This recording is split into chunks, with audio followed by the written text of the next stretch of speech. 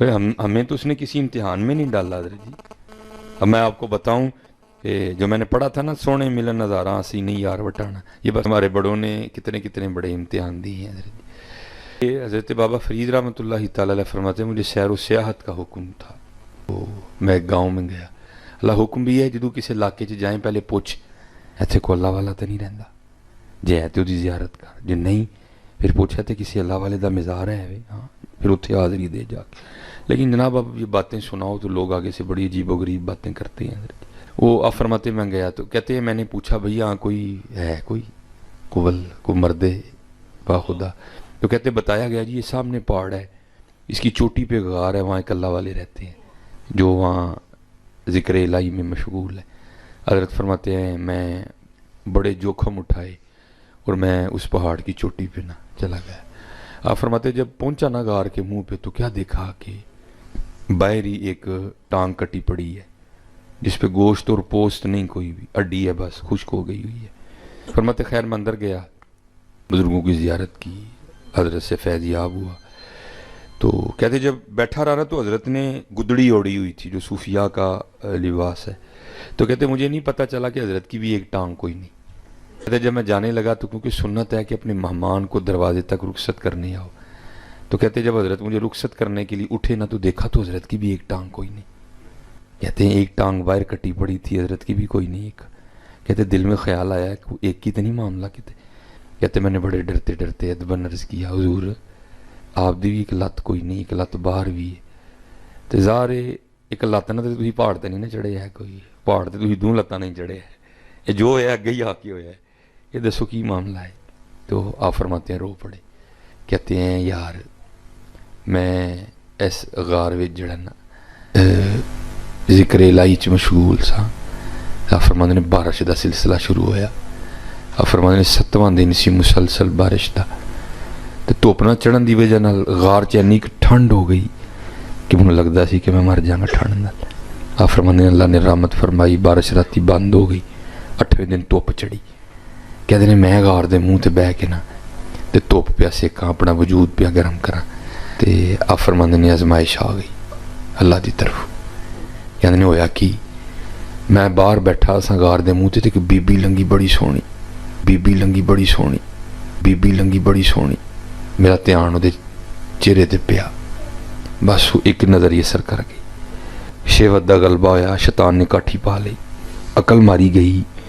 وہ ایڈے اتنے پہاڑ تے تو عورت آ ہی نہیں سکتی کدی بھی، کیونکہ عقل ماری گئی ہے حضرت جی. سمجھ ہی نہیں آئی کہ اینی اتنی تے بی بی دا آنا ناممکن ہے، آ ہی بی بی سکتی کدی بھی. ایک تھوں آ گئی، کوئی شیطان دی چال نہ ہوئے. کی معاملہ ہے؟ فرماندے نے بس ایک نظر پئی تے میرا دل کیتا کہ میں اینو پھر ویکھاں جا کے. آپ فرماندے نے بس پھر میں اٹھیا تے غار چوں پہلے سجا پیر باہر رکھیا. کہندے نے رکھیا ہی تے غیب چوں آواز آئی، واہ بھائی واہ ہے یاری دے دعوے ساڈے نال تے جاندے غیراں پیچھے. ہائے ہائے ہائے ہے یاری دے دعوے ساڈے نال تے جاندے غیراں پیچھے. آپ فرماندے نے اے پیر سب تو پہلے غیر الودے اسی میں ہاتھ نہیں لا چھڑیا پھڑ کے. آپ فرماندے نے اے پیر سب تو پہلے غیر الودے اسی میں ہاتھ نہیں لا چھڑیا پھڑ کے. آپ فرماندے نے اے پیر سب تو پہلے غیر الودے اسی میں ہاتھ نہیں لا چھڑیا پھڑ کے. ہاں جی اسی کی کیتا ہے.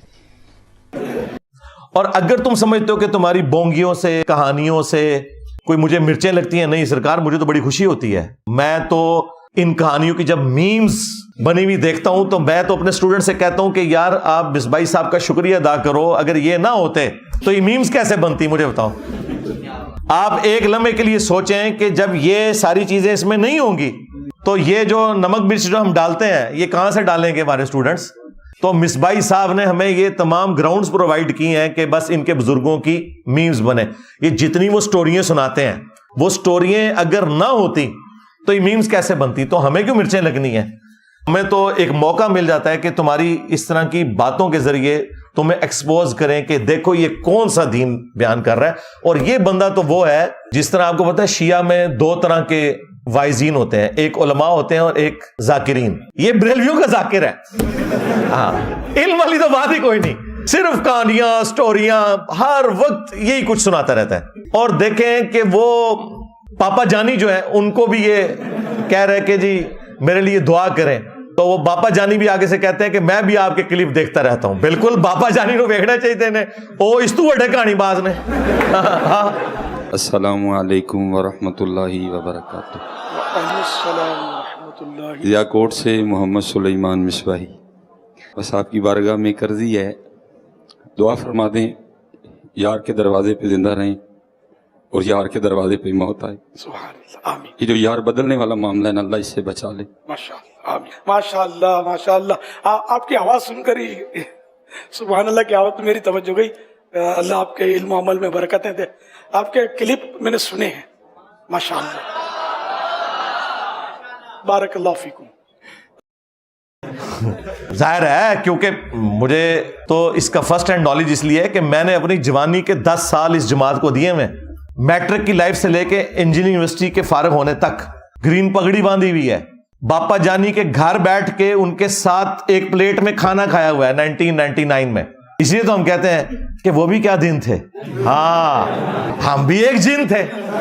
آج ہم دیو ہیں, جنوں کے بھی پیو ہیں, بلکہ دیو کے بھی پیو ہیں. اور یہ دیوبند والا. ہاں, اور یہ اس سے مراد آپ نے وہ والا پیو نہیں لینا, میں علمی طور پہ باپ کی بات کر رہا ہوں. اس میں یہ بگوٹن والا وہ سلسلہ نہیں ہے.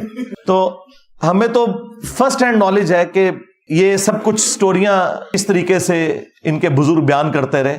میری داڑھی بھی نہیں نکلی تھی تو میں نے یہ ساری تصوف کی بڑی بڑی کتابیں, کیمیائے سعادت, مکاشفۃ القلوب, کشف المحجوب, غنیۃ الطالبین, یہ پڑھ لی ہوئی تھی.